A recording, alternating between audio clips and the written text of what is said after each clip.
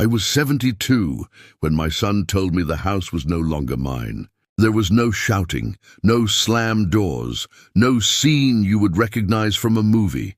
He stood near the kitchen counter, the same counter I had installed with my own hands decades earlier, and spoke as if he were explaining something practical. Money, space, his family, the future, words like that, words that sound reasonable when they're arranged carefully enough. I listened. I nodded. I didn't interrupt him once. What struck me most wasn't what he said.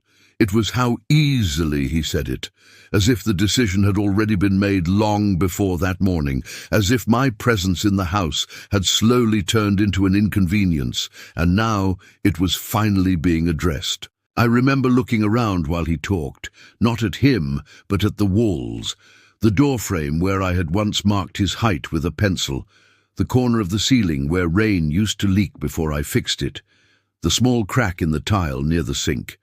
These weren't memories, they were facts, proof that I had been there, that I had built something solid enough to last longer than I did. When he finished, there was a pause, the kind that invites an argument, an explanation, an apology. I didn't give him any of those. Pride is a quiet thing, but it's stubborn. I told him I understood. I told him I'd manage. I told him not to worry. I packed that same afternoon. Not much fit into the bag I took. A change of clothes, my old coat, a photograph I didn't look at. I left behind furniture, tools, books, all the heavy things that prove a life has weight. I didn't ask for help carrying anything. I didn't ask where I should go. I walked out the front door like someone leaving a place that had already decided to forget him. Outside, the air felt sharper than it should have, or maybe I was just noticing it more. I stood on the sidewalk for a moment longer than necessary, adjusting the strap of the bag on my shoulder, giving myself time to understand what had just happened. The house looked the same as it always had. Quiet, ordinary, indifferent. That was the part that stayed with me. I didn't feel anger. I didn't feel heartbreak. What I felt was smaller and heavier, a kind of shrinking, as if my life had been folded down to a size that would no longer take up space in anyone else's plans. I rented a room that night, cheap, clean, temporary, the kind of place no one asks questions about. When I closed the door behind me, the sound echoed in a way I wasn't used to. There was no familiar creak, no response from another room. Just silence, settling in immediately like it had been waiting. I sat on the edge of the bed with my coat still on, the bag at my feet, and tried to think of the last time I had been completely alone. Not lonely, alone. The difference matters more as you get older. I told myself this was just another adjustment, another season. People lose houses, people move on. I told myself I was still the same man I had been that morning. But somewhere between taking off my shoes and turning out the light, I realized something I hadn't expected. For the first time in my life, there was nowhere I truly belonged. And that was the night everything began to feel smaller. The room I rented was on the edge of town, the kind of place people pass every day without noticing. One window, one bed, a narrow table pushed against the wall. It smelled faintly of detergent and old wood, not unpleasant, just empty. I paid a week in advance and didn't give my name more explanation than necessary. At my age, you learn that silence keeps things simple. The first few days passed without shape. I woke up early out of habit, then remembered there was nowhere I needed to be, no kitchen to check, no locks that were mine to test. I made my tea on a small burner and drank it standing up, because sitting down made the room feel even smaller. I ate little, not because I was sad, but because hunger changes when you live alone long enough. It becomes optional. I kept my coat on most of the time, not for warmth, for familiarity. It still smelled like the old house, like dust and winter air, and something that used to feel permanent. I didn't unpack the bag. Leaving things folded felt safer than pretending I was settled. Temporary spaces have a way of asking questions you don't want to answer. I avoided people. Not out of bitterness, but because conversations invite explanations, and explanations invite judgment. I didn't want pity. I didn't want advice. I didn't want anyone to tell me I'd done the right thing or the wrong thing. I just wanted the days to pass without being noticed. When I needed food, I walked to the small grocery store near the road. I chose things that didn't spoil quickly. Bread, milk, a few cans. I paid in cash and kept my eyes on the counter. The cashier asked how I was once. I said, "Fine," and meant something close enough to the truth. Walking became my routine. It gave the hours somewhere to go. I walked along the roadside, past broken fences and bare trees, listening to the sound of cars passing without slowing. The world kept moving at the same pace it always had. That surprised me more than anything. I had expected something to acknowledge the change. It didn't. At night, the room was too quiet. Silence feels different when it doesn't belong to you. I lay on the bed fully dressed more than once, staring at the ceiling, counting breaths instead of minutes. Sleep came when it wanted to, not when I asked. I dreamed of ordinary things, doors, hallways, rooms I couldn't enter, and woke up without knowing why my chest felt tight. I told myself this was only a phase, that I would adjust, that people my age had survived worse. I reminded myself that I was still capable, still thinking clearly, still standing on my own feet. Pride held me together more than comfort did. That was my life then, small, contained, careful. No expectations, no attachments, just days stacked quietly on top of one another like boxes you never open because you don't plan to stay long enough to need what's inside. And that was how I stepped outside one morning, bag in hand, headed for the store again, not knowing that something was about to interrupt the careful balance I had built, or that I was about to fall for a reason I wouldn't understand until much later. It happened on an ordinary morning, which is the only reason I remember it so clearly. I had gone out early, before the traffic thickened, carrying the same worn bag I always did. The air was cool, not cold, and the road was quiet enough that I could hear my own steps.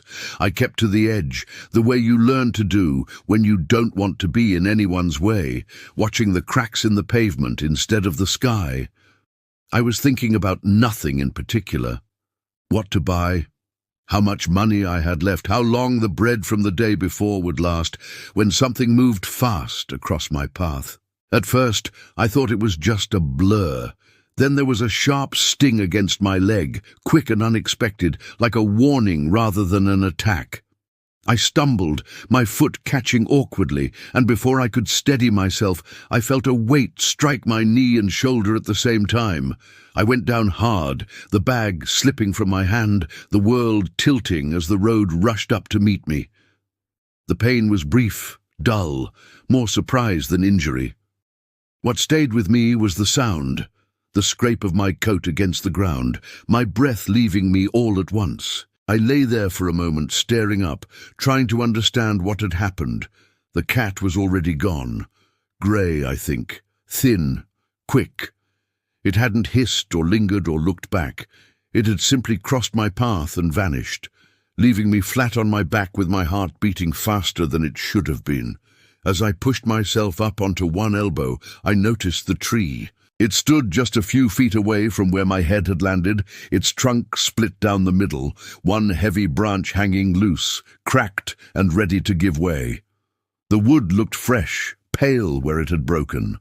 I stared at it longer than I meant to, my eyes following the line of the fracture, imagining, without wanting to, the weight of it, the sound it would have made if it had fallen. A shiver went through me, not from fear, but from the quiet understanding of how close things can come without touching you at all. A car passed, then another. No one stopped. I didn't expect them to. I gathered myself slowly, testing my legs, my arms, surprised to find that nothing seemed broken. Just a soreness already settling in, the kind that waits patiently to remind you later. I picked up my bag, brushed the dust from my coat, and stood there a moment longer, looking up at the tree again. I told myself the fall was clumsiness. The cat was just a stray. The branch had probably been broken for days. People make sense of things when they don't want to think too hard about them. I walked away with that explanation, leaving the road, the tree, and the moment behind me. But as I took my first few steps, I couldn't shake the feeling that something had interrupted my path on purpose. Not with intention, maybe, but with timing so precise it felt impossible to ignore. I looked back once, half expecting to see the cat sitting there, watching me. The road was empty. I continued on to the store, bought my bread, and returned to the small room I called home, carrying with me a quiet unease I didn't yet know how to name, and the first sense that my careful, unnoticed life had been brushed by something that refused to stay invisible. I didn't think much about the fall after that day. My leg ached for a while, my shoulders stiffened, but pain like that is familiar when you're old. It doesn't alarm you. It settles in, quietly, like a guest who doesn't bother to introduce himself. I rested more, walked less, told myself I was being sensible. A few days later I woke up feeling wrong. Not sick in the way people describe sickness, no sharp pain, no fever I could measure, just a heaviness that made it difficult to sit up. My head felt thick, as if my thoughts had to push their way through something dense before they reached me. I stood, then sat back down again, because the room tilted slightly. Not enough to scare me, just enough to make me pause. I stayed inside that day. The next day was worse. My appetite disappeared entirely. The bread I bought sat untouched on the table, growing stale at the edges. I tried to drink water, but even that felt like effort.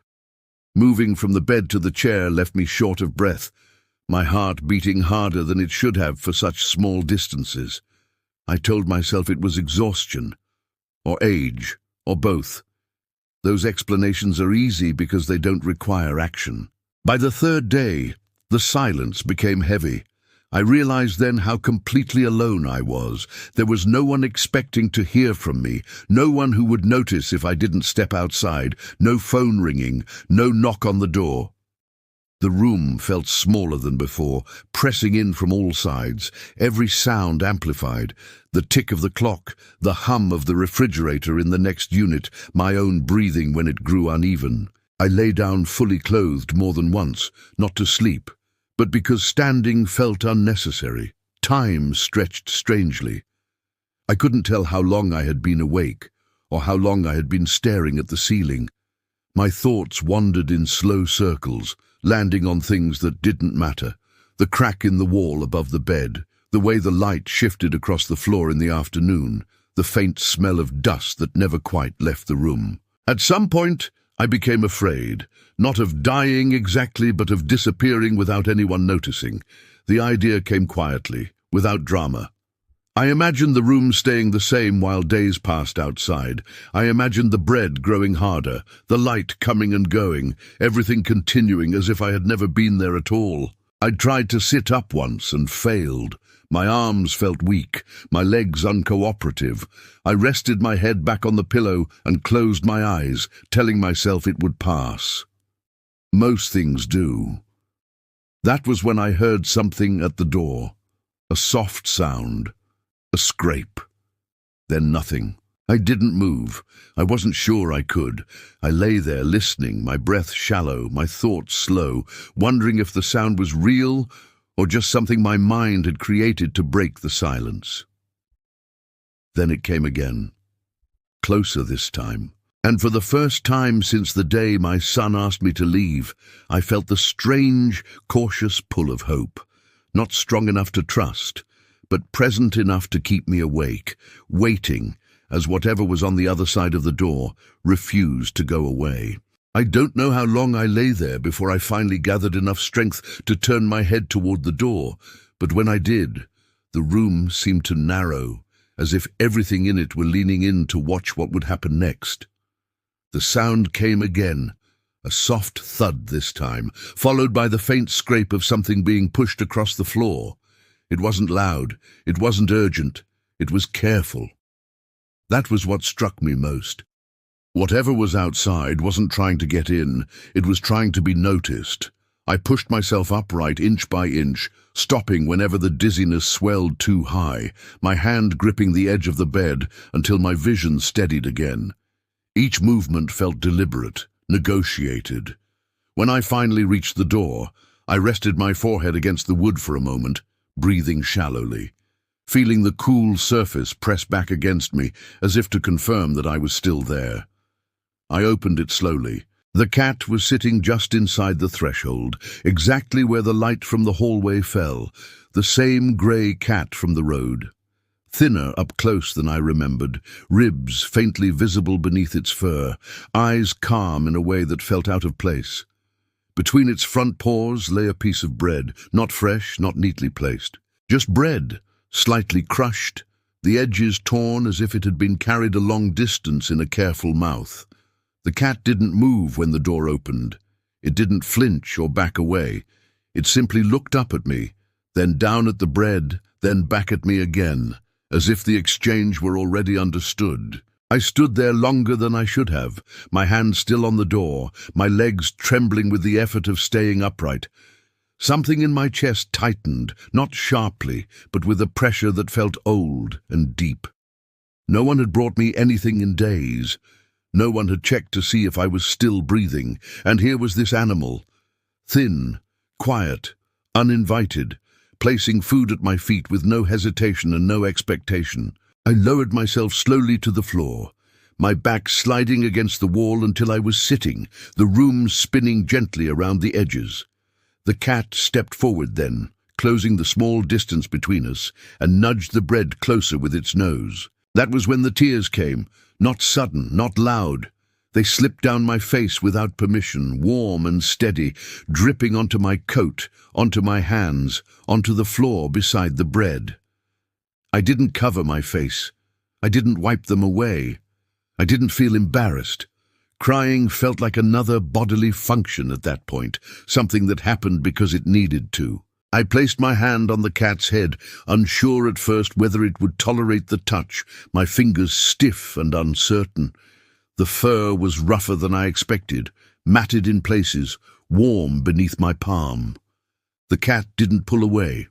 It leaned into my hand slightly, just enough to register the contact, just enough to acknowledge that it felt it too. We stayed like that for a long time. Me on the floor, breathing unevenly, the cat pressed close, its body solid and alive against my leg. The bread lay untouched between us. I wasn't hungry anymore, not in the way hunger usually works. What I felt instead was a strange loosening, as if something tightly held inside me had finally been set down. I realized then how long it had been since anyone had brought me anything simply because I needed it. No words, no conditions, no explanations. When I finally managed to lift the bread, my hand shaking slightly, the cat watched without impatience.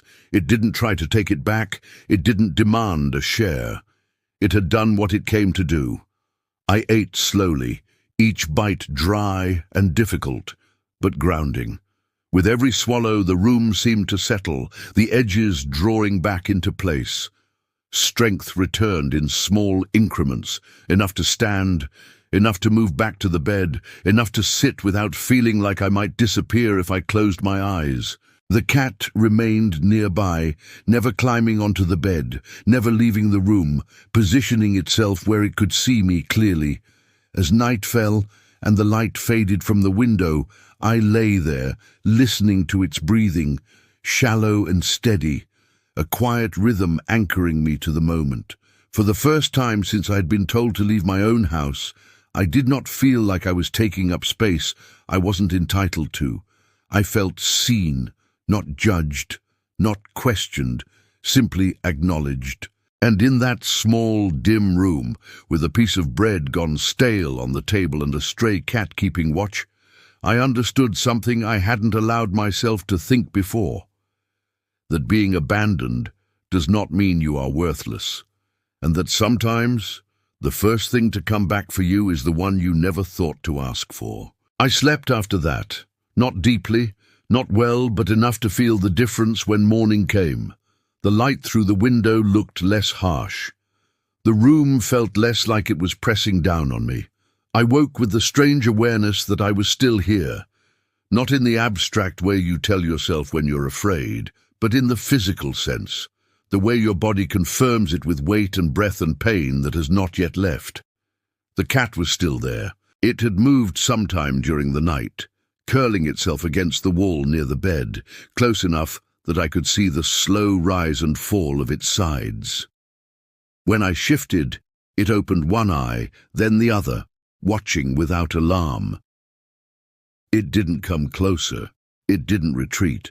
It simply adjusted, as if it had already decided this was where it would remain, until something changed. I drank water that morning, slowly, carefully. The act felt deliberate, like relearning something basic.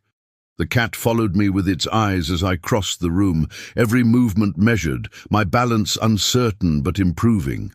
I sat at the table for the first time in days and finished what was left of the bread.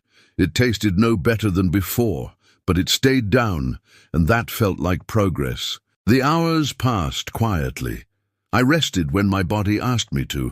I stood when it allowed me to. Each small success, sitting without dizziness, walking to the door without stopping, felt like something earned rather than given. The cat came and went during the day, slipping out briefly, returning without announcement, always reappearing before I had time to wonder where it had gone. By evening it brought more food. Not much. A crust. Something unrecognizable. It dropped it near the same spot as before and waited. I didn't cry that time. I nodded once as if acknowledging a fact that no longer surprised me. As the days followed, strength returned in uneven waves. Some mornings I woke steady.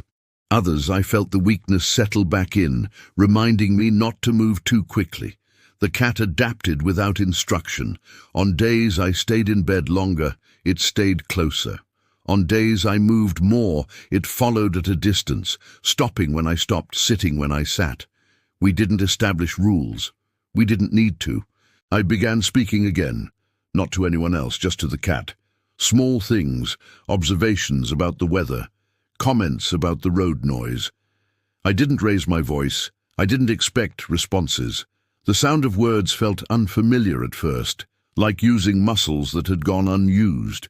But the cat listened in its own way, ears flicking, eyes narrowing slightly, presence steady.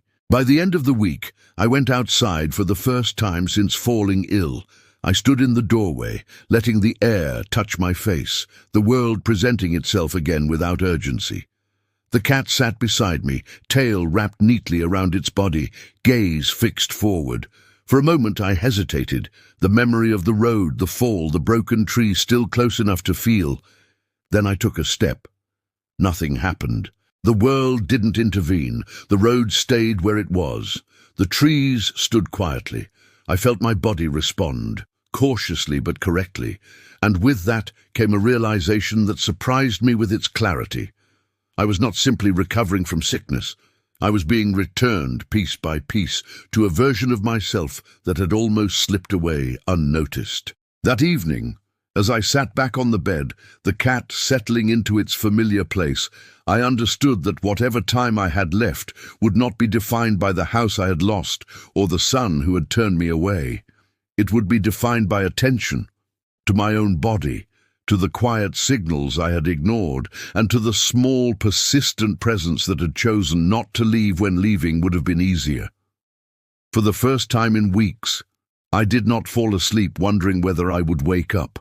I fell asleep knowing that if I didn't, someone would notice. The morning I felt well enough to walk farther than the end of the road, I knew it before I tested it. There was a steadiness in my legs that hadn't been there in weeks. A quiet confidence in the way my body answered when I stood.